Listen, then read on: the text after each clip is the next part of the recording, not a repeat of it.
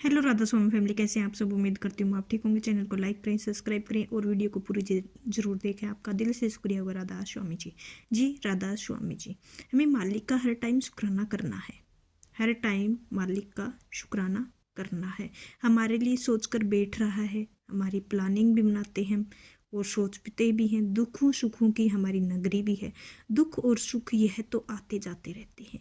ना कभी दुखों से घबराना है और ना कभी दुखों से सुखों से अपना लीन हो जाना है। जितना भी अपने सुख यह पिछले जन्मों का पुण्य के कारण आए हैं। जितने भी हमारे दुख पिछले पाप पुण्यों के कारण आए हैं। पाप पुण्य और पाप इकट्ठे होते हैं। जब हम इंसान का जामा मिलता है तो हमें शरीर में बैठकर उन पाप पुण्यों का हिसाब देना पड़ता है। हिसाब किताब जरूर देना पड़ता है। अगर पाप पुण्यों की खुशी होती ना तो पापों के कारण हम दुखी होने चाहिए। सहन करने सीखने चाहिए। कभी मत घबराओ, दुखों को कभी मत घबराओ, कभी नहीं घबराना है। और हमें याद रखना है कि डटकर मुकाबला जरूर करना है। दुख भी आएंगे, सुख भी आएंगे, दोनों चीज़ों का आना है, दोनों चीज़ों का शुक्राना भी करना है। क्या हमारा विश्वास डमाडोल हो जाता है गुरु पर?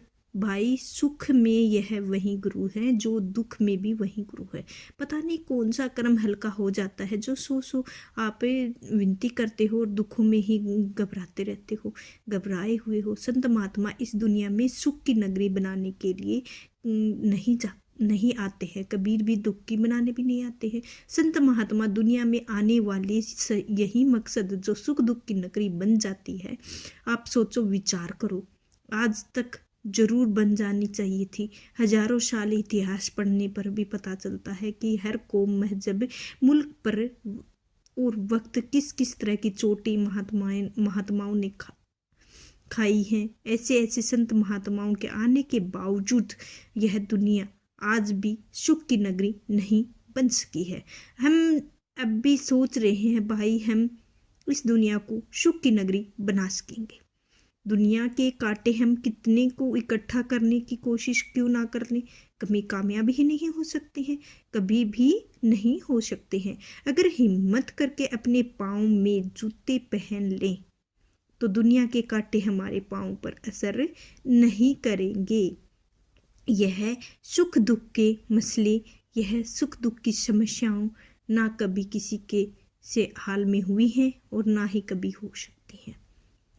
लेकिन महात्मा जिंदगी गुजारने का, मालिक की भक्ति करने का ऐसा साधन और तरीका समझाते हैं जिस पर चलकर हम दुखों और सुखों से ही ख्यालों को ऊंचा ले जा सकते हैं।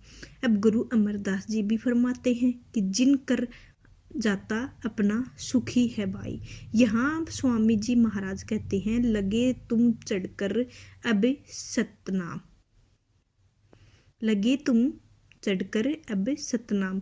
कि हम ये जो सुखों दुखों की नगरी है, इस सुख दुख की नगरी को हमें समझना है और आत्मा परमात्मा की भक्ति में, प्यार में जाना है।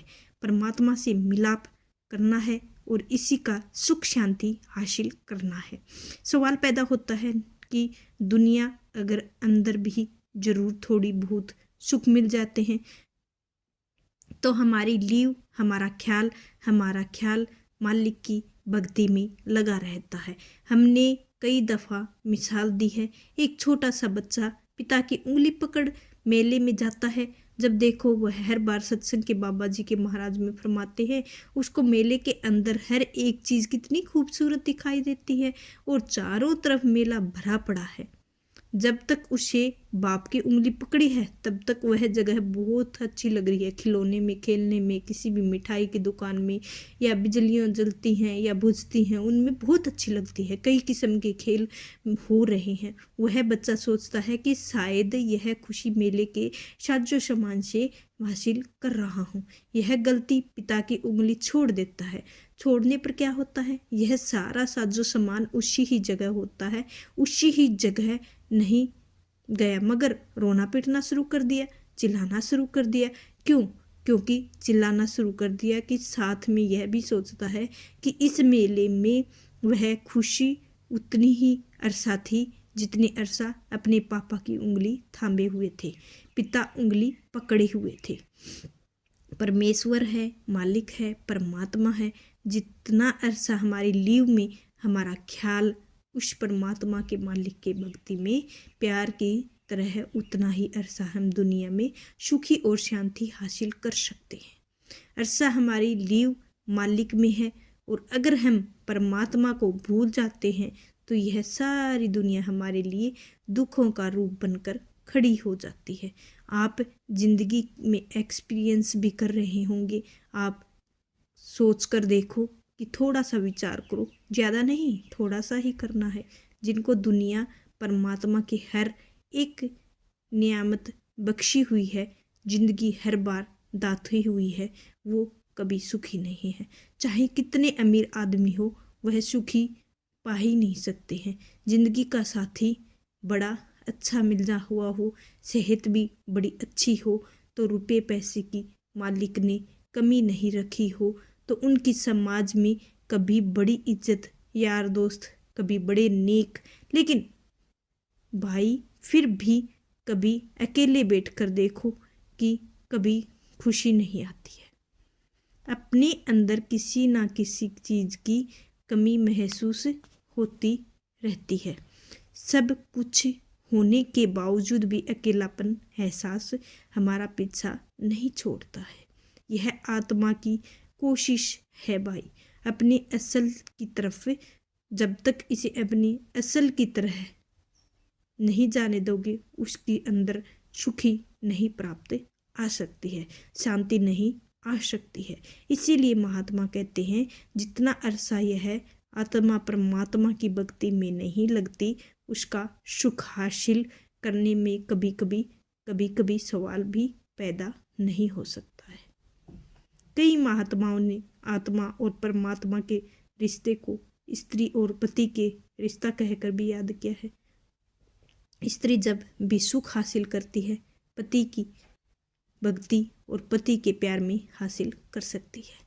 अगर स्त्री पति के चरणों से दूर चली जाती है तो उसको कितने अच्छे जेवर दे दो, अच्छे कपड़े दे दो, खाने को अच्छा खाना दे दो, लेकिन कुछ भी अच्छा नहीं लगता है।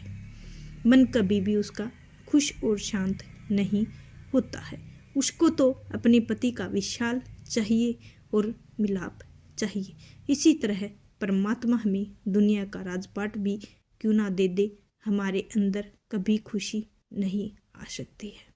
तो आज का सत्संग इतना सा ही है। आप पूरा सहयोग दें राधा स्वामी जी। जी राधा स्वामी जी।